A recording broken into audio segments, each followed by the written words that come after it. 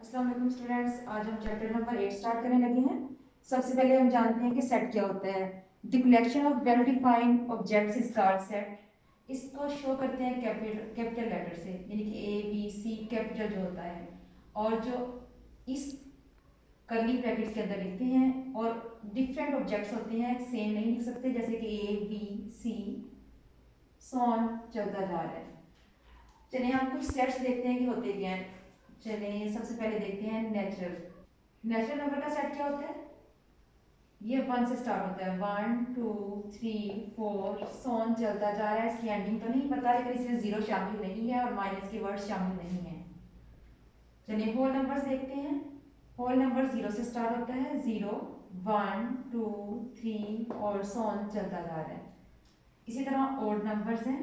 Odd numbers कौन से होते हैं? ऑड नंबर्स का सेट होता है जो कि 2 पे डिवाइड नहीं होते, 1 3 5 7 एंड सो ऑन। इसी तरह इवन नंबर्स का सेट है। इवन नंबर्स होते हैं जो 2 पे डिवाइड होते हैं, 2 4 6 एंड सो ऑन। अब है प्राइम नंबर। प्राइम नंबर कौन से होते हैं? वो वर्ड्स जो अपने अलावा किसी पे डिवाइड नहीं होते, जैसे कि है 2 3 5 7 11 एंड सो ऑन। ये है कंपोजिट नंबर। कंपोजिट नंबर वो होते हैं जो एक से ज्यादा वर्ड पे डिवाइड हो जाते हैं, जैसे कि अगर 2 3 प्राइम है तो 4 जो है वो कंपोजिट नंबर आएगा। 5 अगर प्राइम है तो 6 जो है वो कंपोजिट नंबर है।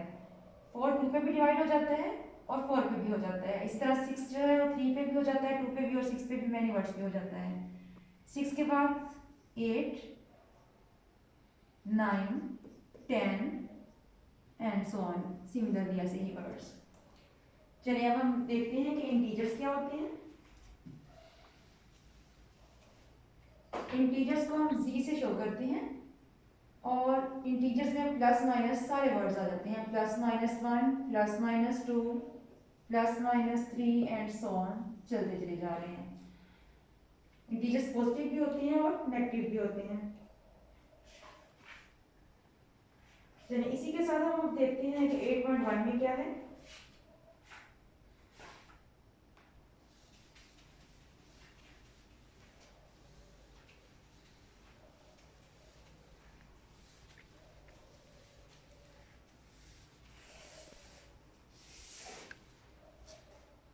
क्वेश्चन नंबर 1 है, a इज इक्वल टू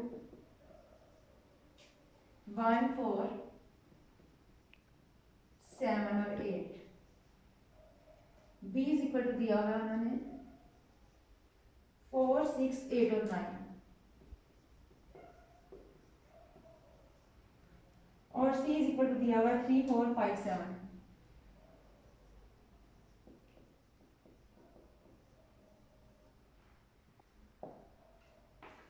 और हमें कहा है ए यूनियन बी फाइंड करें। A union B. सबसे पहले तो ए उन्होंने लिखा हुआ है तो हमें ए की वैल्यू लिखनी है। ए की वैल्यू है 1 4 7 8, यूनियन बी लिखना है। बी सेट है हमारे पास 4 6 8 और 9। यूनियन का मतलब क्या है? यूनियन यूनिवर्सल से निकला है, और इसका मतलब है हमें सारी वैल्यूज लिख देनी है एक तरतीब के साथ, एक अरेंजमेंट के साथ। 1 भी आ जाएगा, 4 जो दोनों में है वो हम एक दफा लिखेंगे, दो दफा नहीं लिखेंगे, क्योंकि दो दफा लिखेंगे तो डिस्टिंक्ट ऑब्जेक्ट नहीं रहेगा और वो सेट नहीं रहेगा। उसके बाद 6 भी आ जाएगा, 7 भी, 8 भी और 9 भी। तो ये हमारा आंसर आ गया है ए यूनियन बी का। इसी तरह हम ए इंटरसेक्शन बी फाइंड करते हैं। इंटरसेक्शन का मतलब क्या है? वैल्यू लिखिए 1 4 7 8, इंटरसेक्शन बी की वैल्यू लिखिए 4 6 8 और 9। इंटरसेक्शन का मतलब है जो दोनों में वैल्यूज कॉमन आए। तो इसमें 4 इसमें भी है और इसमें भी है, दोनों में कॉमन है। सिमिलरली 8 दोनों में है तो 8 हम लिख देंगे। तो ये हमारा आंसर आ गया।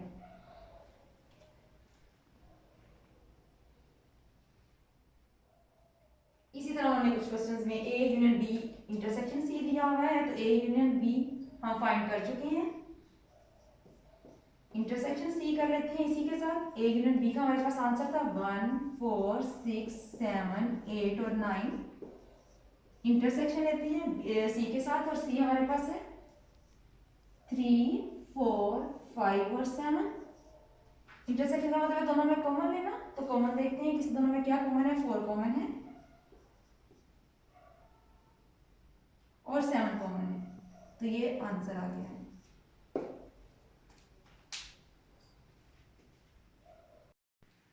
तो मुझे उम्मीद है कि आपको यूनियन और इंटरसेक्शन का तो पता चल गया होगा। अब क्वेश्चन नंबर 5 स्टार्ट करते हैं, जिसमें है डी मॉर्गन्स के लॉ।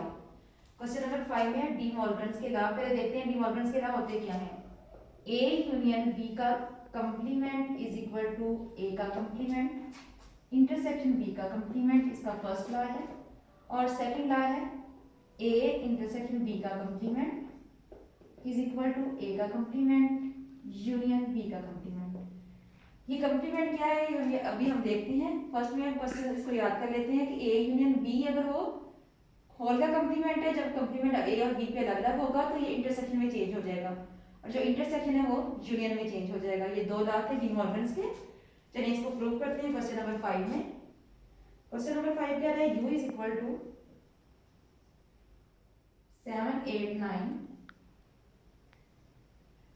10 11 12 से यानी कि 14 तक सारे वर्ड्स इसमें हैं।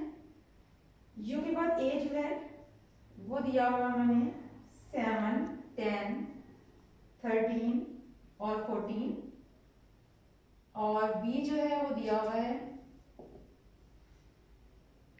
7 8 11 12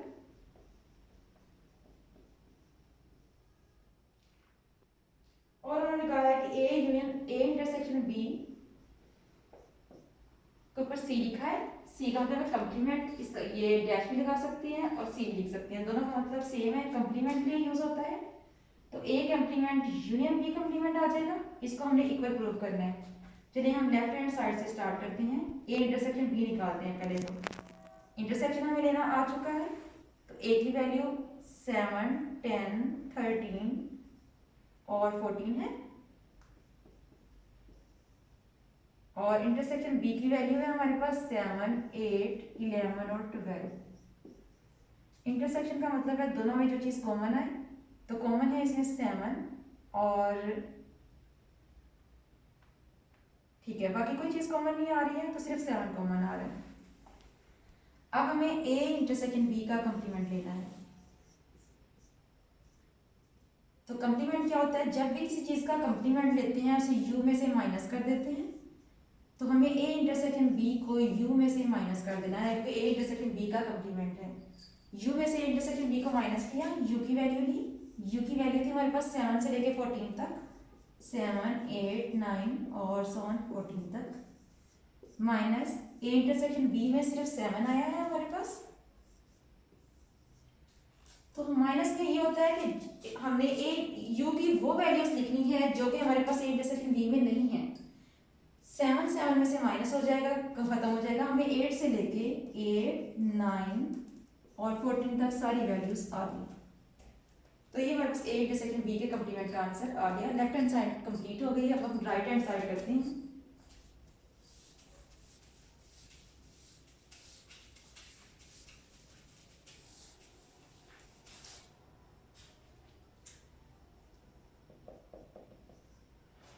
राइट हैंड साइड में हमें फाइंड करना था a का कंप्लीमेंट और b का कंप्लीमेंट अलग अलग, और फिर उन दोनों का यूनियन लेना है। तो a का कंप्लीमेंट करते हैं। तो अभी भी मैं बता चुकी हूँ कि जिसका कंप्लीमेंट लेना हो उसको u में से माइनस करती हैं। a का कंप्लीमेंट है तो u माइनस a आ जाएगा। u की वैल्यूज क्या है हमारे पास, 7 से लेके 14 तक सारी है, 7 8 9 से 14 तक, माइनस a की वैल्यूज की है हमारे पास 7 10 13 और 14।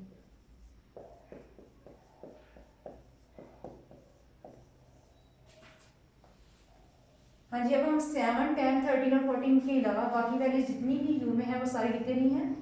7 नहीं तो 8 आ गया, 9 आ गया, 10 यहाँ है तो माइनस हो गया, 11 आ गया, 12 13 और 14 क्योंकि दोनों यहाँ हैं तो वो यहाँ नहीं आएंगे, तो ये इसका आंसर आ गया a के कंप्लीमेंट का।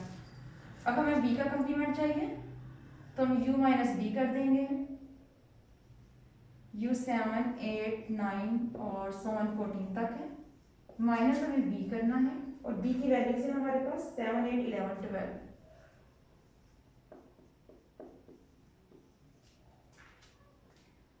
हाँ जी, हम अब हमें 7, 8, 11, 12 के अलावा बाकी सारी वैल्यूज यहाँ से लिख देनी है। 9 आ जाएगा, 10, 13 और 14।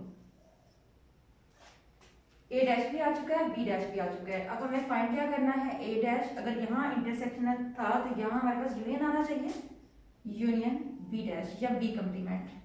तो ए कम्प्लीमेंट का आंसर हमारे पास था 8, 9, 11, 12 और यूनियन बी के कम्प्लीमेंट का आंसर हमारे पास आया है 9, 10, 13 और 14।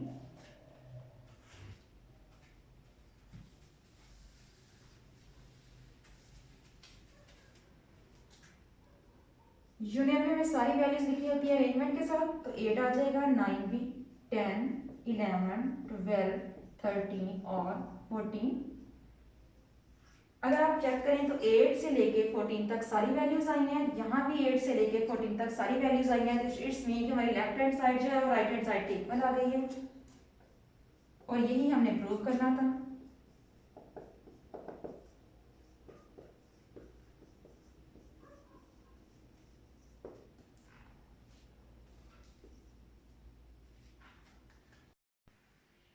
चलिए क्वेश्चन नंबर 6 करते हैं। क्वेश्चन नंबर 6 में यू की वैल्यू दी हुई है 4, 6, 8, 9 और 10।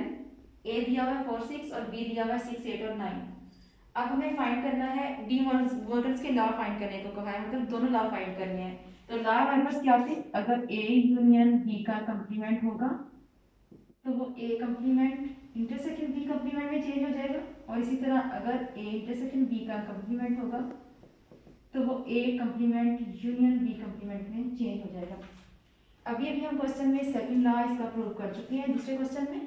चलिए आप फर्स्ट लॉ प्रूव करते हैं कि क्या वो भी प्रूव होता है या नहीं। लेफ्ट हैंड साइड सॉल्व करते हैं, ए यूनियन बी का बी फाइंड करते हैं और फिर इसका कंप्लीमेंट लेंगे। ए की वैल्यू है 4 और 6, यूनियन बी की वैल्यू है 6, 8 और 9।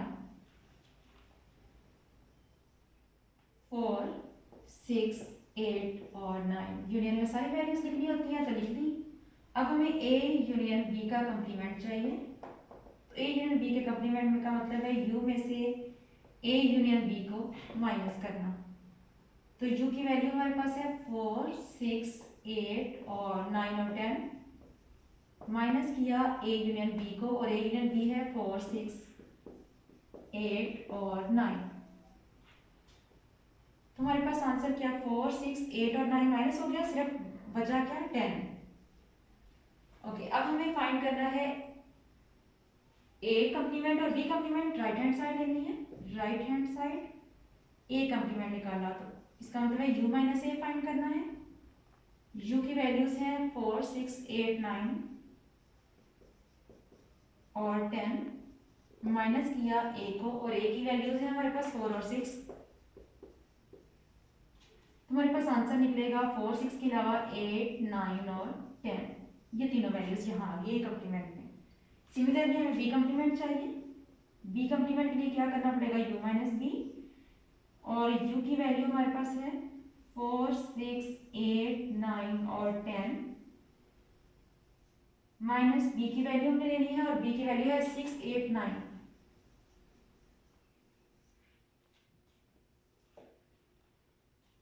तो बी डैश का जो आंसर है वो आया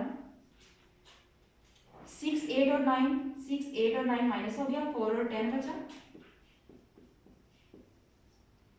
अब हमें चाहिए ए डैश।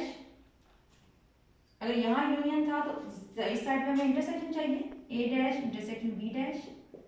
ए डैश का आंसर आया है 8, 9 और 10,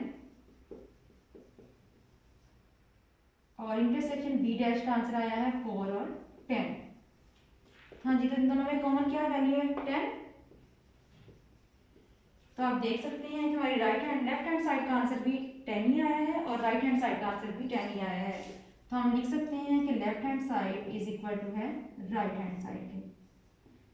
तो एक क्वेश्चन में मैंने एक लॉ प्रूव कर दिया है, और सेकंड क्वेश्चन में मैंने सेकंड लॉ प्रूव कर दिया है, ताकि आपको दोनों लॉ समझ आ जाए। तो मुझे उम्मीद है कि अब आपको ये क्वेश्चंस डी मॉर्गन्स के लॉ, इंटरसेक्शन, यूनियन और कंप्लीमेंट लेना अच्छे से आ गए होंगे। और जो क्वेश्चन बाकी बचते हैं उनकी आप खुद से प्रैक्टिस करें, फिर भी अगर कोई प्रॉब्लम हो तो आप मुझसे शेयर कर सकते हैं।